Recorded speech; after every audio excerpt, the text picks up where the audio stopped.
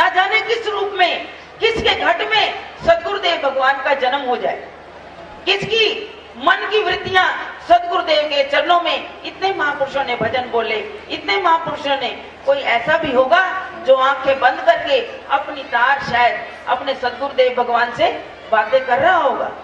ऐसे ही गुरुदेव भगवान एक बड़ी सुंदर हमें एक छोटी सी कथा सुनाया करते थे जो हमारे फायदे की है। कि कहते हैं कि हजरत मूसा दीदार के लिए कोई दूर पर्वत पर जाया करते थे और उनको रोज दर्शन होता था। एक दिन वो जब मार्ग में जा रहे थे तो एक छोटा सा बच्चा जो बकरियां चढ़ाने के लिए, भेड़े चढ़ाने के लिए जंगल में जाता था, तो उसने बकरियों को छोड़ दिया और कपड़ा बिछा के आंखें बंद करके वो बैठ गया। तो वो क्या बातें कर रहा है कि ऐ प्रभु, ऐ अल्लाह, उसके अपने जिस अंदाज में वो पुकार कर रहा था, अगर तू मेरे पास आए, मेरे पास बैठे, तो मैं तेरे को बड़े प्यार से नहलाऊं, तुझे सुंदर सुंदर वस्त्र पहनाऊं, तेरी कंघी करूं। वो ऐसी बातें कर रहा था, उसे नहीं मालूम। और उधर से हजरत मूसा उसके पास से निकले। जब पास से निकले तो उनको बड़ा गुस्सा आया कि ये कैसा बालक है। गुस्सा आया कि ये प्रभु को इसके पास आए, जो उनका श्रृंगार करे, उनको कंघी करे, उनको कपड़े पहनाए, उनको नहलाए धुलाए, क्या वो इनके बाप का नौकर है जो इनके पास आएगा।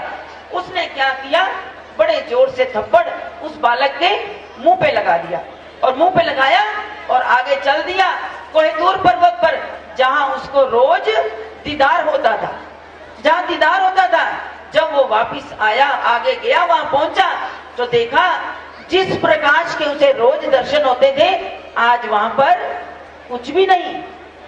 जब उसने कहा कि ऐ खुदा, ये क्या बात, मैं रोज आता था, मुझे तेरा दीदार होता था, आज वो प्रकाश यहाँ नहीं है। तो उस वक्त उसे क्या आवाज आई, उसे आवाज आई कि इश्तिया के दीद में मूसा तो पहुंचे तूर पर तजल्ली ने कहा दीदार के काबिल नहीं। क्यों? उन्होंने कहा कि तूने आज क्या किया, तूने आज मेरे एक प्यारे का दिल दुखा दिया।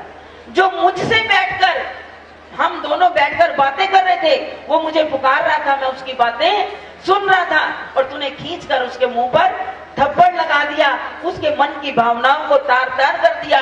जो मेरे प्यारे के दिल को दुखाता है, उससे तो मैं कोसों दूर रहता हूँ। तो कितना बड़ा उपदेश हमारे गुरुदेव भगवान, हमारे सदगुरुदेव भगवान, वो हमें क्या कहते थे कि दुनिया में रहो पर दुनिया का तलबगार नहीं, बाजार से गुजरा हूँ खरीदार नहीं। हमारे श्री सदगुरुदेव भगवान का भी यही संदेश था कि संसार में रहो लेकिन संसार में फंसो नहीं। उसमें रहते हुए भी अपने दिल को किसके साथ लगाओ, उस दिलबर के साथ जो तुम्हें दुनिया के असली आनंद में, असली अपने स्वरूप में, अपने आप तक ले जाएगा। पर्दा कितना है, जैसे कहते हैं पारस के अंदर और लोहे के अंदर अगर एक जीना सा पर्दा भी हो तो दोनों को मिलने में अंतर हो जाता है। तो इसलिए हमने संसार के उस पर्दे को बीच में से हटाना है। फिर देखो क्या हो जाता है कि सदगुरुदेव भगवान आपको अपना रूप देते हैं या नहीं देते। कहते हैं पारस और संत में बड़ो अंतरो जान, इक लोहा कंचन करे, गुरु कर ले आप समान। तो जो सदगुरुदेव भगवान की नजर में आ जाता है, उनकी शरण में आ जाता है, तो गुरुदेव उसको अपने रंग में रंग देते हैं। फिर तो हमें किसी बात की तड़पने की भी जरूरत नहीं पड़ती। वो तो तुम पुकार करो, वो तुम्हारे पास सदा हाजरा हुजूर तुम्हारे नजदीक नजर आएंगे। तो जैसी प्रीत आप सबने लगा रखी है अपने सदगुरुदेव भगवान से, तो ऐसी प्रीत सदा उनके चरणों में जोड़े रखना। और जो आनंद, जो बरसात, सदगुरु की रहमत आप सब पर हुई है, वो रहमत की बरसात सदा इसी प्रकार बरसती रहे। तो मुझे यहाँ रहते रहते एक बड़ी छोटी सी सदगुरुदेव भगवान की लीला याद आई कि हम तो कहते हैं, क्योंकि श्री गुरु महाराज जी ने जब श्री परमहंस दयाल जी की आज्ञा से आगरा में 14 साल तप किया, तो श्री दादा गुरुदेव श्री परमहंस दयाल जी ने उन्हें क्या वरदान दिया था कि ये राम कहो तो राम, कृष्ण कहो तो कृष्ण, नानक कहो तो नानक, कबीर कहो तो कबीर हैं। और जो कोई इनसे उपदेश लेगा, आगे उनसे लेगा, आगे उनसे लेगा, उनको दोनों जहान की बरकतें मिलेंगी। तो मुझे याद आई कि श्री सद्गुरुदेव भगवान तो आपको अनंत लीलाएं अनेकों बार हर कदम पर दिखाते हैं, लेकिन जब कभी हमारी परीक्षा की घड़ी आ जाए तो हम एक सेकंड के लिए भी उनके परीक्षा में पास नहीं हो सकेंगे। तो मैं आपको बताने चली हूँ कि मेरे श्री सद्गुरुदेव भगवान कितने दयालु, कितने कृपालु, वो अपने भक्तों के अंदर भी ऐसी ताकत, ऐसी रिद्धि सिद्धि भर देते कि श्री सद्गुरुदेव भगवान के समय में श्री सद्गुरुदेव भगवान का फरमान था कि सांझ पड़ने पर, जब शाम पड़ जाए, रात हो जाए, सूरज ढल जाए, तो कोई जवान बहनें, बच्चियां मेरे दरबार में नहीं आए। ये श्री सद्गुरुदेव भगवान की आज्ञा थी।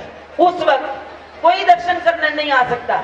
तो ऐसे ही श्री सद्गुरुदेव भगवान की एक दीवानी बच्ची, उसके मन में पता नहीं क्या हुआ, इतनी तड़प, इतनी उसके अंदर लगन जागी कि अपने पिताजी से कहने लगी कि पिताजी आज मुझसे रहा नहीं जाता, मैंने सद्गुरुदेव भगवान का दीदार करने के लिए जाना है। तो उसके पिताजी ने कहा कि बेटा, श्री गुरु महाराज जी की आज्ञा है कि सूरज छिपने के बाद गुरु दर्शन नहीं होंगे, तो वहां जाना ठीक नहीं, क्योंकि ये समय ही ऐसा है। तो उस बच्ची ने कहा, नहीं पिताजी, सूरज चाहे छिपे चाहे कुछ हो, मैंने तो जाकर दर्शन करने हैं। अब पिताजी उस बच्ची के प्रेम के आगे चुप हो गए, कहने लगे अच्छा बेटा तेरी मर्जी है, तो अभी थोड़ा दिन सूरज चढ़ा हुआ है, चलो जल्दी पहुंच जाएंगे। जब वो बच्ची गुरु महाराज जी के दर्शन करने के लिए जाने लगी तो उधर सूर्य क्या था, अस्त होने जा रहा था। तो उस बच्ची ने श्री सद्गुरुदेव के प्रेम के अंदर सूर्य भगवान से क्या कहा कि सूरज देवता थोड़ी देर रुक जाना, मैंने सद्गुरु दर्शन करने, थोड़ी देर ठहर जाओ, अभी मत छिपना कि गुरुदेव की आज्ञा का भी उल्लंघन ना हो। इधर क्या हुआ, वो बच्ची गुरु महाराज जी के चरणों में जब अंदर दाखिल हुई तो सामने श्री सद्गुरुदेव भगवान विराजमान थे। तो उस वक्त क्या नजारा था कि वो बच्ची बाहर सूर्य देवता को कहकर आ रही है कि अभी ठहर जाना, अभी जाना मत, मुझे गुरु दर्शन कर लेने दो। और जब वो श्री गुरु महाराज जी के चरणों में दंडवत प्रणाम की तो श्री सद्गुरुदेव भगवान ने क्या फरमाया, बेटा पहले जिसको रोक आई है उसको तो जाने की आज्ञा दे दे। बोल मेरे श्री गुरु महाराज जी की जय। तो श्री गुरु महाराज जी ने उसे फरमाया कि प्रकृति को क्यों रोकते हो। मैं आपको ये बात बताने जा रही हूँ कि जो सद्गुरुदेव भगवान के अंदर के लिए अपने दिल में वो तड़प, वो लगन लगा लेता है, उसकी तो प्रकृति भी उसके अधीन हो जाती है। तो सद्गुरुदेव भगवान वो कितने लीला, जिनके बच्चों के अंदर ऐसी ताकत पैदा हो सकती है, वो भी क्यों, अगर दिल में सच्चा प्यार पैदा हो जाए। तो ऐसी लगन, ऐसा प्यार आप अपने दिल में लगाओ। वो सद्गुरुदेव भगवान तो हर एक के ऊपर अपनी कृपा, अपनी रहमत बनाए रखते हैं। तो ऐसे मेरे नंगली वाले सद्गुरुदेव भगवान, जिन्होंने ये कहा कि नंगली साहब में तो गरीब से गरीब व्यक्ति भी बड़ी आसानी से पहुंच जाएगा। तो कई लोग तो कहते हैं जी इतने हजारों रुपए लो तो तब नंगली साहब आ सकते हैं। हम कहते हैं नहीं, दिल्ली से आओ तो 50 रुपए में भी आप नंगली साहब पहुंच जाओ। 19 रुपए रेल का किराया है, मेरे ख्याल इतना ही है।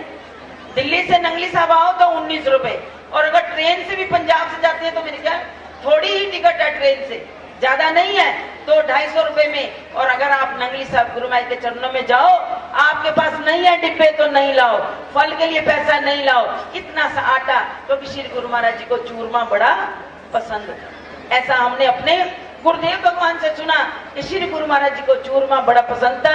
तो आप इतना सा आटा गूंद के चीनी मिला के भी श्री गुरु महाराज जी को भोग लगवा दोगे तो गुरु महाराज जी नाराज नहीं होंगे। वही कृपा अमीर पर होगी, वही कृपा गरीब पर होगी।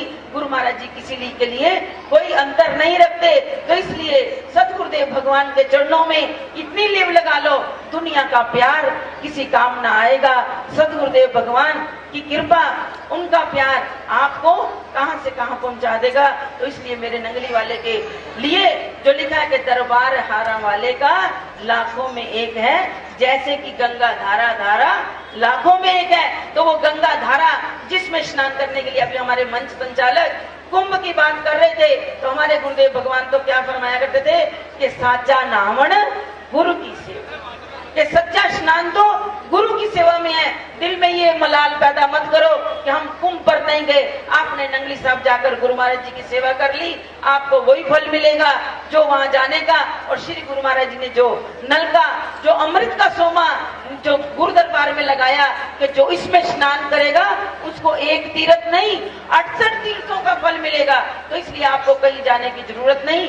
नंगली साहब गुरु महाराज जी के चरणों में आ जाओ तो आपको सब कुछ मिलेगा, आपकी मुरादों से झोलियां भर जाएंगी। और सबसे बड़ी बात कि गुरु महाराज जी के चरणों में जाओ तो इसलिए अगर आप किसी की सेवा नहीं कर सकते, अपनी सेवा तो आप करो।